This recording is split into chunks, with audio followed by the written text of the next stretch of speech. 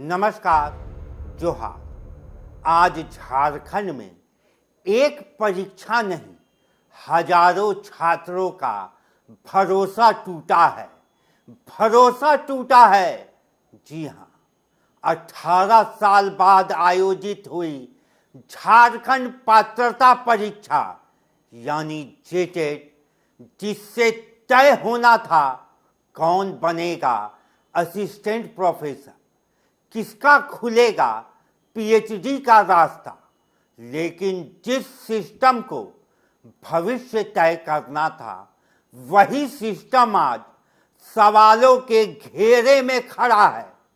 रांची, बोकारो, दो सेंटर और 2 विषय, उड़िया और शिक्षा। ना तो पर्याप्त प्रश्न पत्र पहुंचे और जो पहुंचे वो पढ़ने लायक तक नहीं थे। सोचिए, छात्र सुबह 8 बजे से इस चिलचिलाती गर्मी में सेंटर में बंद, 10 बजे से एग्जाम और 1 बजे तक इंतजार ही इंतजार। बोकारो के सेक्टर 9 स्थित सरदार पटेल पब्लिक स्कूल में छात्रों को जो कहा गया 1 घंटे में पेपर आ जाएगा, लेकिन वो 1 घंटा 3 घंटे बन गया और एग्जाम खत्म हो गया, पर प्रश्न पत्र नहीं पहुंचा।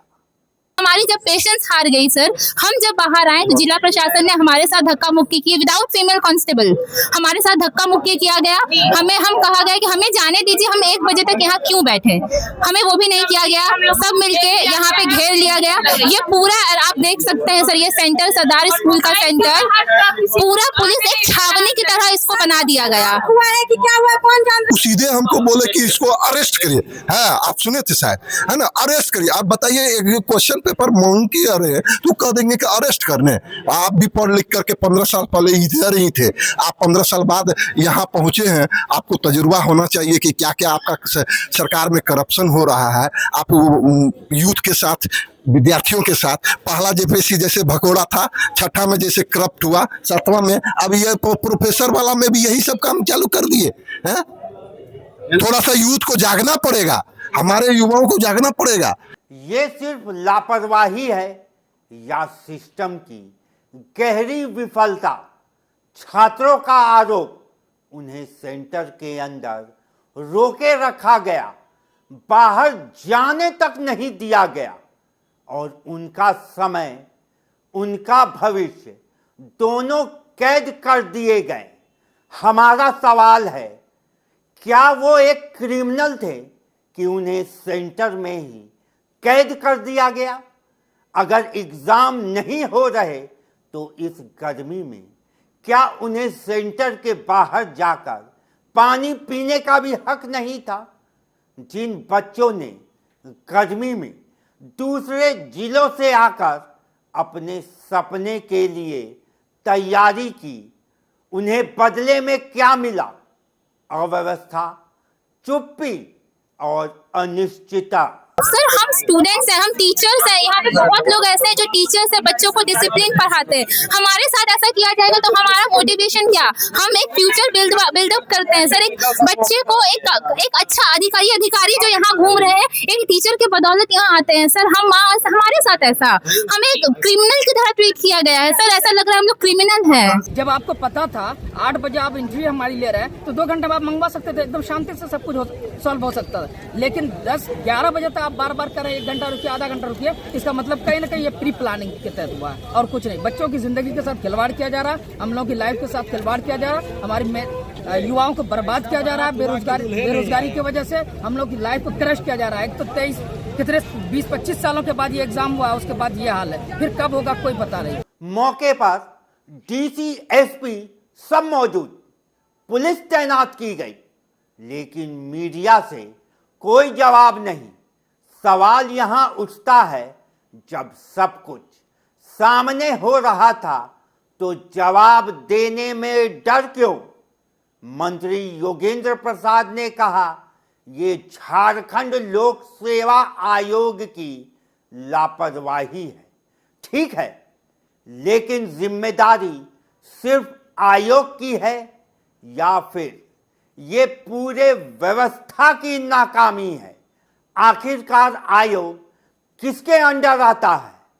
मंत्री जी अपना पल्ला झाड़ते हुए निकल गए कि मामले की पूरी जानकारी उन्हें नहीं है। जेपीएससी की लापरवाही कर सकते हैं। हम इसकी जानकारी लेते हैं डीसी के माध्यम से, फिर उचित सरकार के संज्ञान में लेकर के उचित रूप में। बच्चा कैंसिल करने की बात कर रहा है, उन लोगों को ब्लॉक कर दिया गया। 10 बजे के बाद उन लोगों को बाहर निकलने भी नहीं दिया गया और बायोमेट्रिक्स भी नहीं हुआ। मैं जानकारी लेकर 430 केंद्र, 6 जिले, इतनी बड़ी परीक्षा और बेसिक प्लानिंग तक नहीं। पेपर गलत जगह भेज दिया गया। बोकारो की जगह पेपर धनबाद चला गया। प्रिंटिंग खराब, लॉजिस्टिक फेल और आखिर में पूरी परीक्षा रद्द। हर बार वही कहानी। गलती सिस्टम की, सजा छात्रों को। कब तक? क्या हर बार युवा ही इस अव्यवस्था का बोझ उठाएगा? ये सिर्फ एक एग्जाम नहीं था, ये हजारों कैरियर का सवाल था। और आज उनके हाथ में सिर्फ एक सवाल है, क्या उनके भविष्य की कोई कीमत नहीं है, या वो सिर्फ आंकड़े हैं जो कि फाइलों में दबे हुए हैं? अब वक्त है जवाबदेही तय करने का, सिर्फ जांच का नहीं, एक्शन का। क्योंकि अगर आज भी जिम्मेदारों पर कार्रवाई नहीं हुई तो ये सिलसिला कभी नहीं रुकेगा। झारखंड के युवाओं को सिर्फ आश्वासन नहीं, इंसाफ चाहिए। जब सिस्टम सोता है ना, तो सबसे पहले युवाओं के सपने मरते हैं। अपनी आवाज उठाइए, कमेंट में अपनी राय दीजिए और झारखंड सरकार से सीधे जवाब मांगिए। आपके भविष्य से खेलने का अधिकार किसी को नहीं है, चाहे वो सरकार हो या सिस्टम। अभी के लिए बस इतना ही।